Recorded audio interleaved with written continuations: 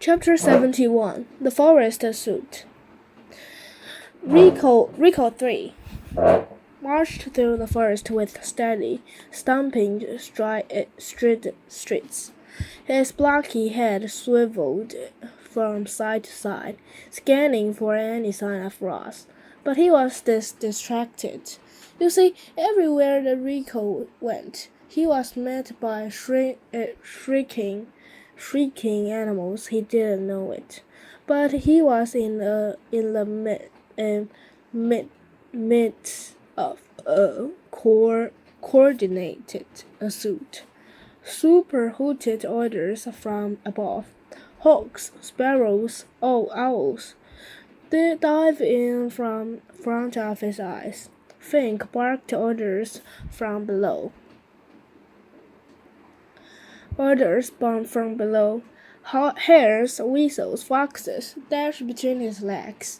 The forest was seething with an army of wild animals, distracting the robot, luring the terrible thing deeper into their trap.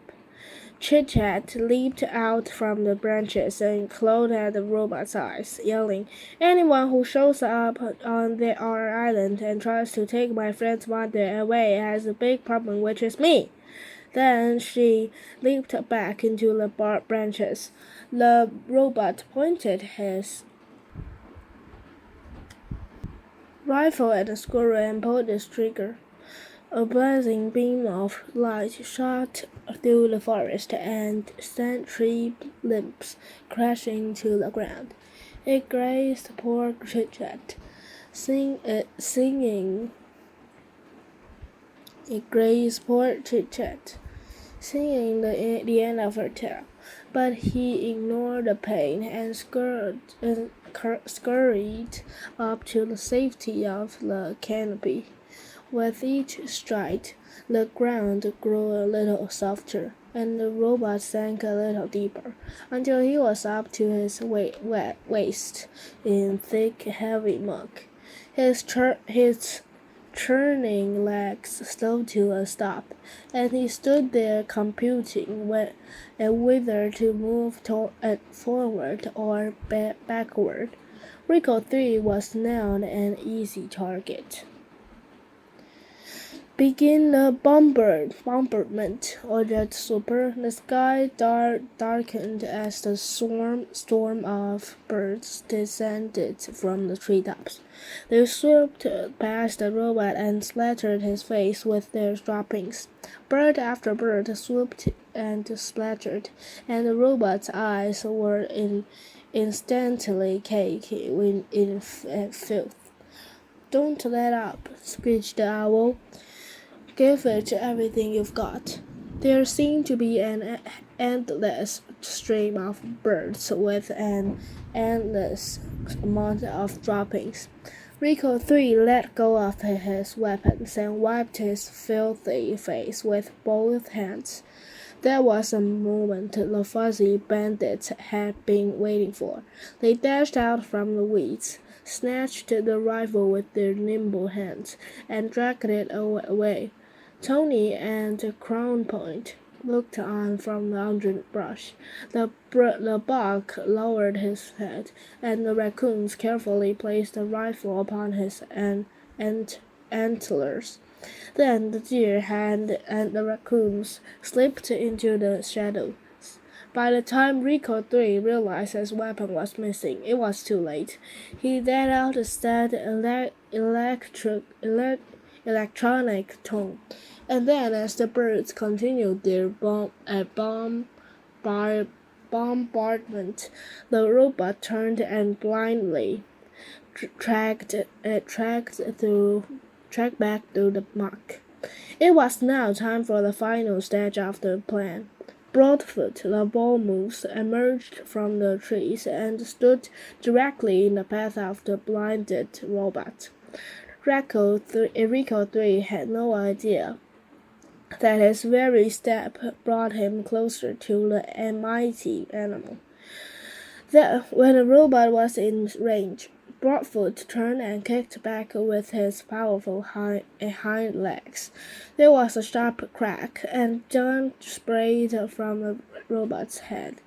The moose kicked again, crack, and the robot's head flopped to one side.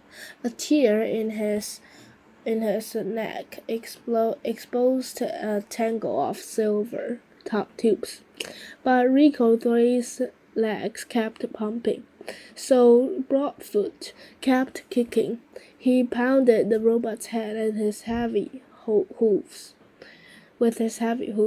denting and crushing it into an ugly shape.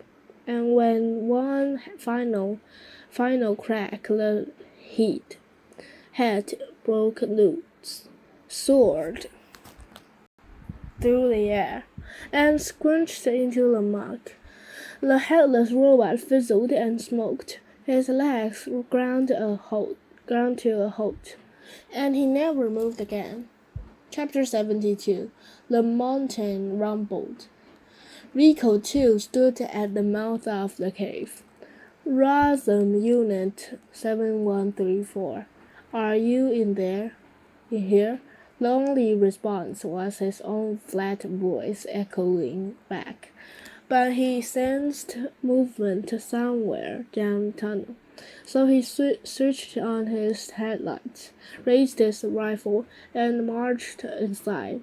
The Rico marched past animal bones and rock piles and wide cracks in the walls. His blocky head swiveled from side to side, scanning for any sign of Ross, but she was nowhere to be found. So he turned and marched back toward daylight. And then a deafening roar filled the cave. From the shadows flew a giant body. Mother Bear charged into the robot and smashed him against the wall. Then Nettle and Thorn jumped in, and together the family went to work. They rammed his legs, then slashed his chest. They muscled him to the ground. On his way down, Rico too squeezed the trigger. There was a flash of blazing light, and the walls began to crumble. Nettle grabbed her brother by the calf and pulled him aside as an avalanche of rock thundered behind them. Mother Bear howled. The rifle exploded. Stones clanged against Rico too. The avalanche slowed and settled as a cloud of dust blew out from the wave. Mother, Nettle peered into the darkness. I'm here, said a weak voice. The young bears dashed inside and found their mother half buried. They pulled heavy stones from her body and dusted her off. I have broken bones, she rasped, but they will heal. Where is the robot? Rico 2's headlights switched back on. Stones tumbled as the robot staggered to his feet. His body was scratched and scraped.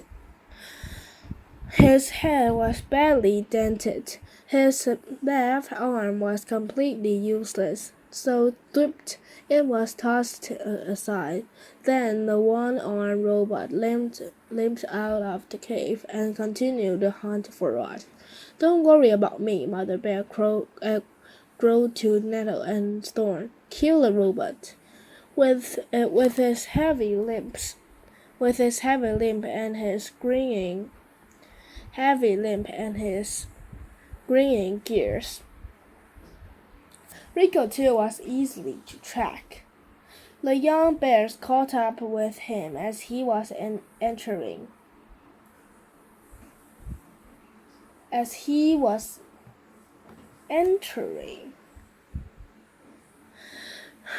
With his heavy The young bears caught up with him as he was entering a grove of pines, but they didn't attack, not yet. There was a better place to finish him up ahead, so they hung back and followed them across the mountainside.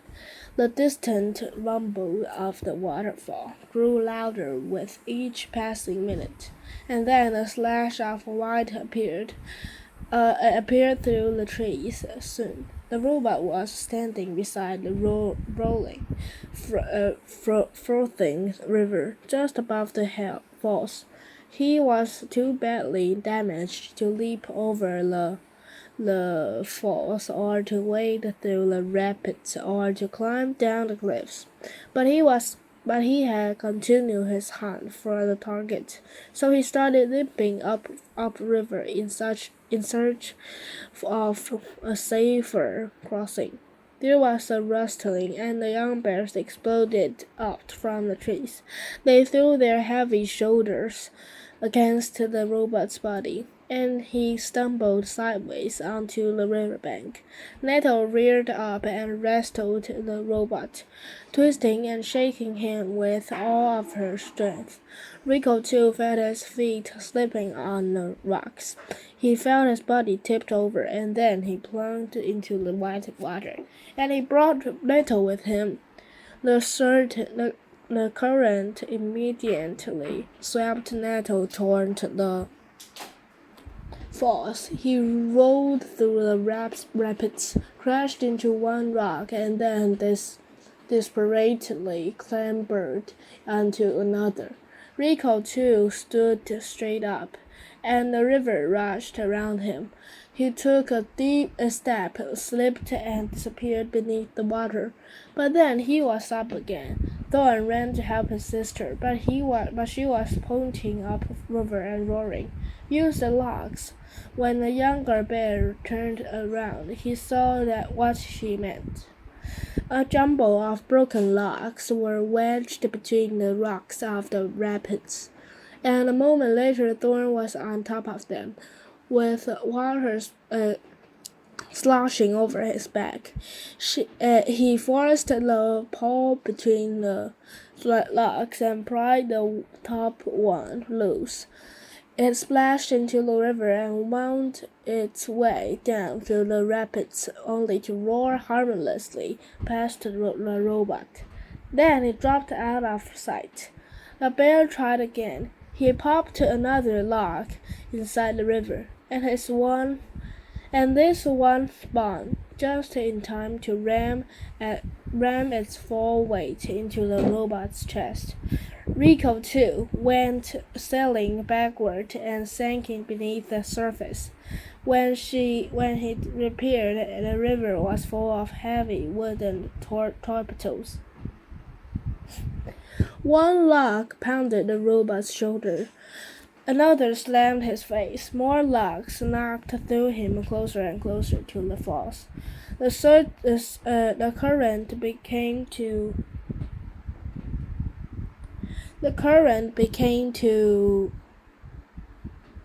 much of the injured robot, and it carried him away. He grasped for anything solid he could cling to, but the rocks were too slippery, so he settled for a fistful of fear. Nettle had been hanging on to one rock this whole time, but now that the robot was pulling her, she started losing her grip. She couldn't hang on much longer. Finally, she cried out, "I'm sorry, Thorn," and she let go. Nettle and Rico too surged toward the rumbling fall. The bear felt the robot releasing his grip. She watched him glide over the edge. Then she closed her eyes and waiting for the end to come. But it was not Nettle's turn. Reader, what happened next is hard to believe. You could see the river didn't. You could see the river beneath. You could see What happened next is hard to believe. You see, the river didn't fall away beneath Nettle. It tightened around her. Hundreds of fish surrounded the bear. They pressed her faces into her fur. They they thrashed their tails against the current, and they slowly pushed her away from the edge. Farther and farther they went, gradually moving up river, until Nettle's brother pulled her from the water. The bears collapsed onto the riverbank, and when they looked down, they saw hundreds of fish looking back up. "Thank you," roared Nettle. "I'll never eat fish again." The fish smiled and sank into the rapid. "I thought you were dead," said Thorn.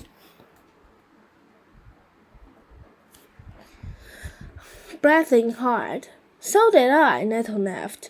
"Looks like you're stuck with me a while longer, little brother."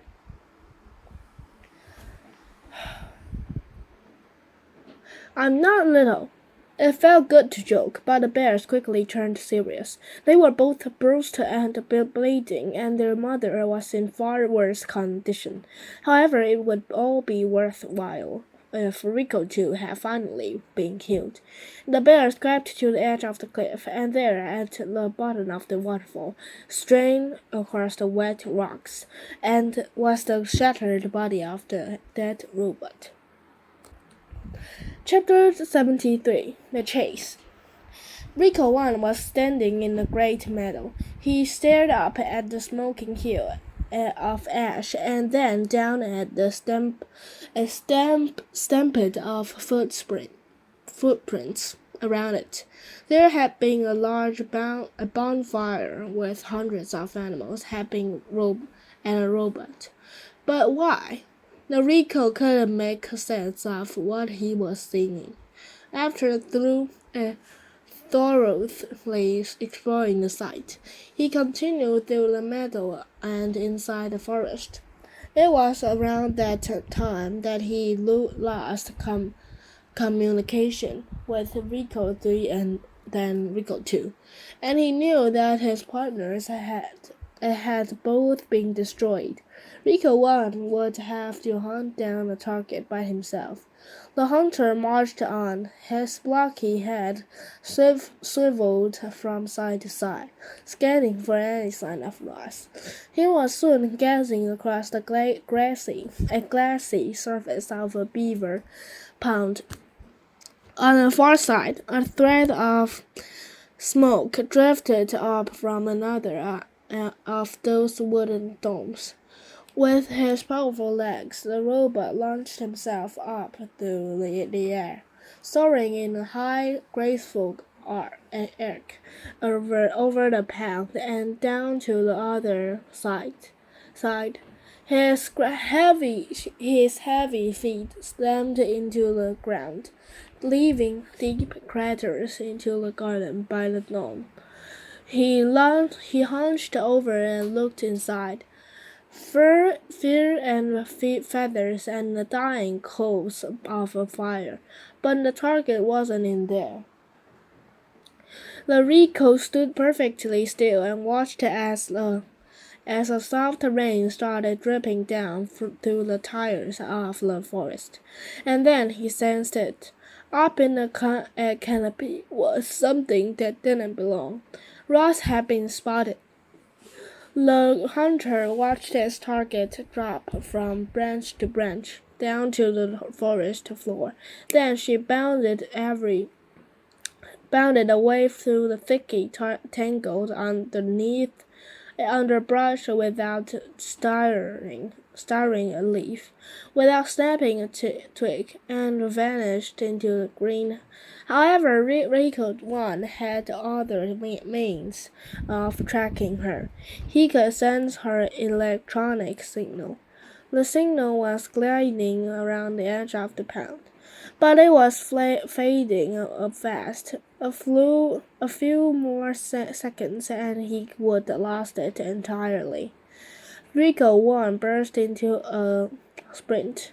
The forest seemed to sway and quake from his stomping strides, and a minute later the forest really did begin to move. Trees were toppling down onto the Rico. And he fired his rifle, and two toppling trees turned to ash. But then a third swung down. Through the smoke and hammered his body into the ground. Rico 1 shoved the tree aside, pulled himself up, and continued the hunt. He didn't notice the beavers diving back into the pond. Rico 1 tore through brambles and leaped over shoulders, and suddenly the ground was caving beneath him. Down he fell into the deep pit, crashing against the bottom and twisting his leg.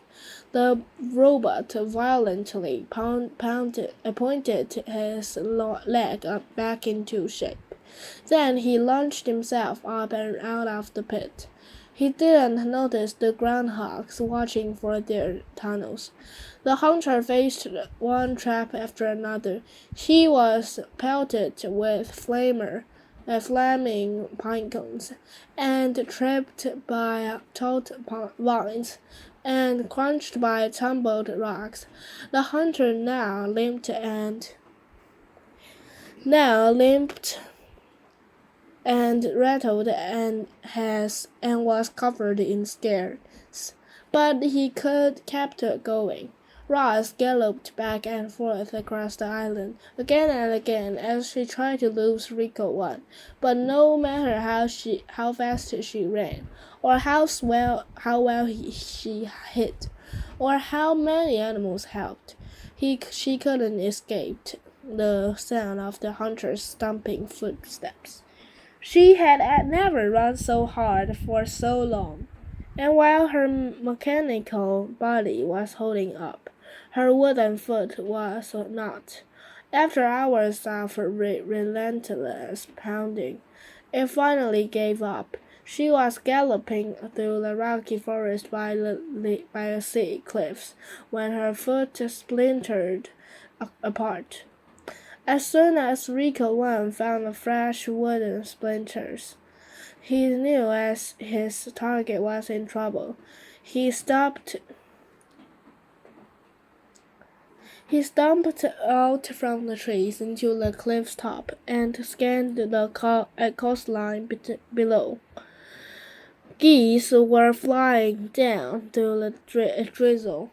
Otters were wriggling over the rocks. Seaweed and driftwood and broken robot parts were scattered about the shore. But the hunter also sensed a faint electronic signal. Ross was down there somewhere. The hunter's blocky hand clamped onto the cliff top, and then gripped it detached. The hand was connected to a strong cable that pulled up from the end of his arm. He gave a cable 2 quick tugs, and then he stepped off the ledge.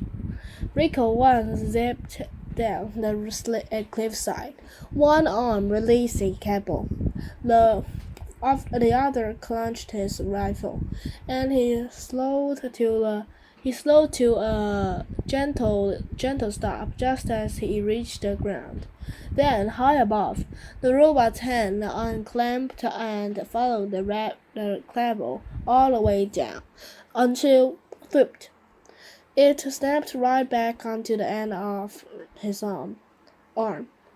Geese squeaked and otters squeaked as Rico 1 marched through the robot gravesite. The place was littered with torsos and limbs and heads. They were all valuable parts, but he would collect them later. For now his only concern was finding Ross. He followed the electronic signal over to the clump of seaweed. But where was his target? As Rico 1's sensor uh, malfunctioning, the robot tapped his head a few times, but the mysterious signal remained. He looked around for any other signs of her, and as she did, the clump of seaweed reached up and grasped his rifle. Chapter 74. The click. Four robot hands were clamped around the rifle.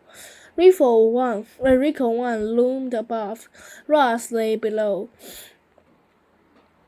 camouflaged in seaweed. For a moment, all was still, and then the hunter suddenly lurched and twisted as he tried to rip the rifle away from his target. But Ross held on.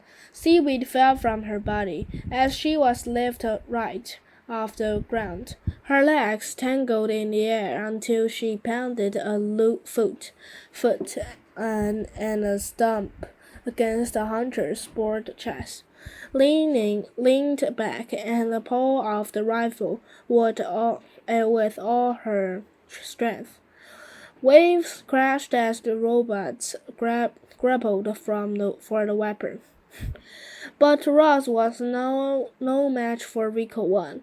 The hunter was too big and too brutal. Ross could feel her body being pulled apart, but she could also feel the rifle being pulled apart. A faint glow appeared between her hands. The glow grew brighter and brighter, and then a blind explosion launched the robot in opposite directions. When the smoke cleared, shots of the rifle were everywhere. Rico 1's body was pocked with holes, and one arm was charred and crippled. Ross's arm and legs had been blown completely off. She was now just a torso and a head. Inside her computer brain, our robot's survival instincts were blaring. Her battered body simply could not take any more damage. Clearly, Ross was not designed for combat, but Rico was. He pulled himself to his feet and hobbled toward his target. Ross wanted to get up and run away, but without arms and legs, our robot couldn't move. She could only speak.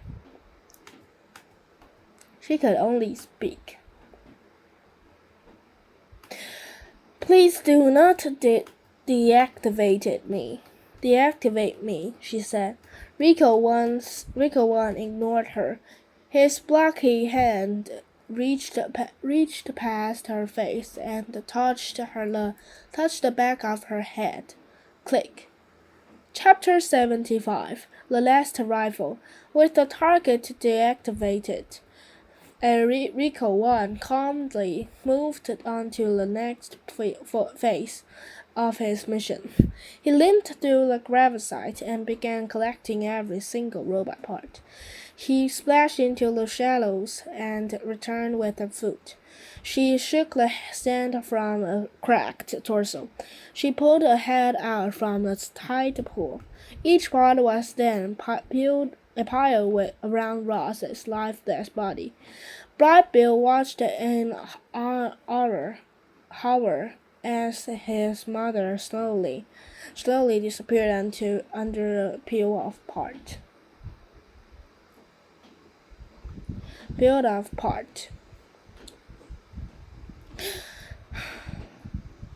Ross looked just like the dead robots, but she wasn't dead. She had simply been shut down. Don't do it, Bright Bill. The flock tried to stop their leader. It's too dangerous. But the goose was determined to bring his poor mother back to life. Bright Bill crouched low to the ground and slowly moved toward pile of robots. And when Rico 1 limped away to collect another part, Bright Bill sprinted over the rocks and pushed past arms and legs and squeezed onto the pile. Click! A muffled voice echoed across the shore. Hello, I am Rosam Unit 7134, but you may call me Roz. Brad Bill hugged his mother's face as her computer brain rebooted. Mama, wake up! What happened? She said finally. Where's the Rico? He's coming this way. He's coming this way. What were you thinking, Brad Bill? You must leave now before he kills us both. I was scared, Mama, cried the goose. I didn't know what to do. Heavy footsteps stumped toward them. Robot parts were knocked aside, and then Rico 1 looked down with his glowing eyes. Brad Bill tried to squirm away, but thick fingers locked around him like a cage. Mama, help! Cried Brad Bill as he was pulled up from the pile. Please do not hurt my son, begged Ross. He was harmless. Rico 1 paid no attention to Ross. He just held up the goose in his giant hand, ready to crush the life out of him. Must swirled in the breeze. Waves sloshed against the rocks. Seagulls circled above. No, not seagulls, vultures. And one of them clutched something silver in his talons. The vultures spiraled down, and Rico's 3 rifles clattered onto the shore. Geese and otters quickly surrounded the rifle. They squeaked and squeaked. They squeaked and fumbled with the weapon, trying to aim the clunky thing. The hunter was confused. How had those animals gotten a rifle? And could they possibly know how to fire it? They didn't know. The geese had seen a trigger pressed before. A beam of light brightly flashed through the gloom. At first it seemed as if nothing had happened, but nothing had happened. Onto the shore, geese and otters quickly surrounded the rifle. They squeaked and fumbled with the weapon, trying to aim the clunky thing.